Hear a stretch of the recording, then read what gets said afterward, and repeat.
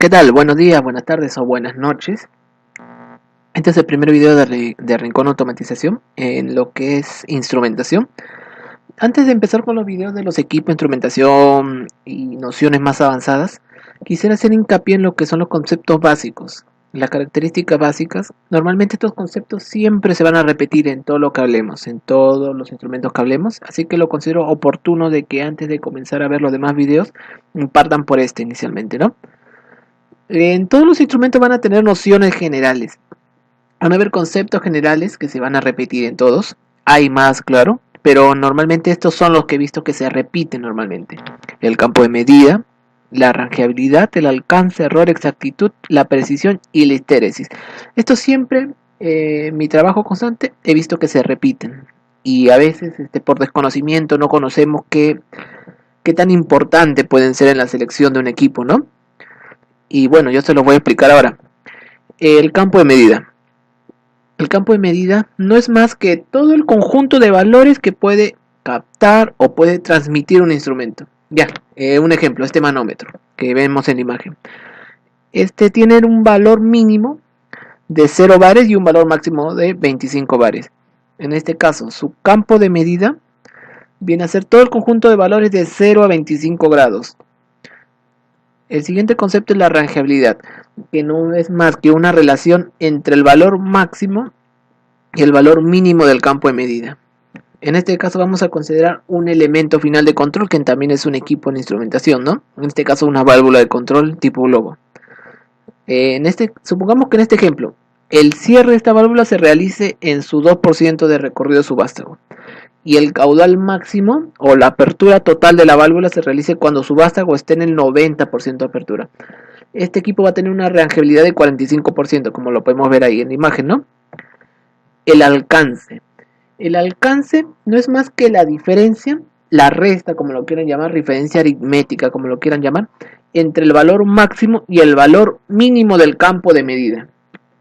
Consideremos en este ejemplo otro instrumento, en este caso un sensor de temperatura, una termocupla. Sabemos que su campo de medida o su rango está entre 600 y 1700 grados centígrados. Su alcance va a ser la diferencia entre estos dos valores, que va a ser 1100 grados centígrados. El error. El error es un concepto que se repite en todos los instrumentos. ¿Por qué? Todos los instrumentos, no importa los sofisticados o más costosos que sean, siempre van a presentar error. Y este error es algo que es inherente, no se puede evitar el error. Los equipos más sofisticados y más costosos van a tener ese error más mínimo, pero aún así lo van a tener. Pueden ser en milésimas, pero no va a ser el mismo valor exacto de campo. Te pongo un ejemplo ahí.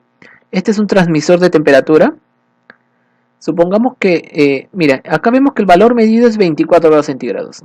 Supongamos que en campo el valor real es 23 grados centígrados. En este caso el error va a ser va a ser de 1 grado centígrado, que es bastante para un equipo. Vamos con otro concepto, la exactitud. La exactitud es el grado con el cual el instrumento puede acercarse al valor real.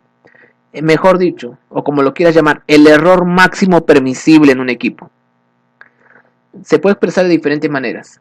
Este dato ya nos lo da el fabricante. Esto no lo calculamos el fabricante. Cuando compramos un equipo, sea un transmisor, un sensor, cualquier tipo de equipo de instrumentación, nos dice ya en sus hojas técnicas: mira, este equipo tiene un 0.1%, 0.01% de exactitud y esto nos indica cuánto puede acercarse a valor real en campo.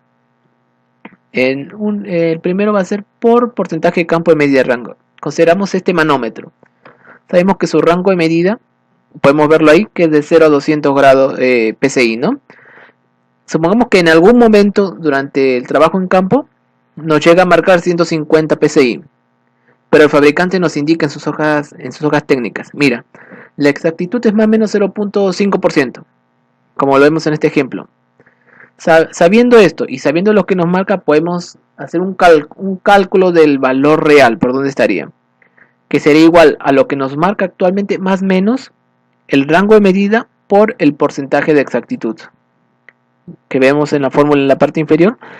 entonces podemos asegurar que la medida real en campo es 150 grados centígrados más menos un PSI. Perdón, 150 PSI más menos un PSI, perdón, ese es un error de tipeo. Es decir, que el manómetro, el campo puede estar entre 151 PSI y 149 PSI, ¿no? Otra forma de representarlo directamente, el fabricante ya no te da en porcentaje, sino te dice, mira, el manómetro que has comprado tiene una exactitud de más o menos un PSI. Otra forma es por la lectura efectuada. En este caso te dicen que la exactitud es de 1%. Si tenemos una medida de 150 PSI, la medida correcta va a estar entre 150 más menos 1.5, ¿no? Ojo, la exactitud es mientras la exactitud sea numéricamente menor, el equipo va a tener una mayor performance. En este caso, un manómetro que tuviera una exactitud con 1% y una exactitud con 0.5%, el de 0.5% va a tener mejor performance, ¿no? Porque va a tener un menor error máximo permisible. Otro, la precisión.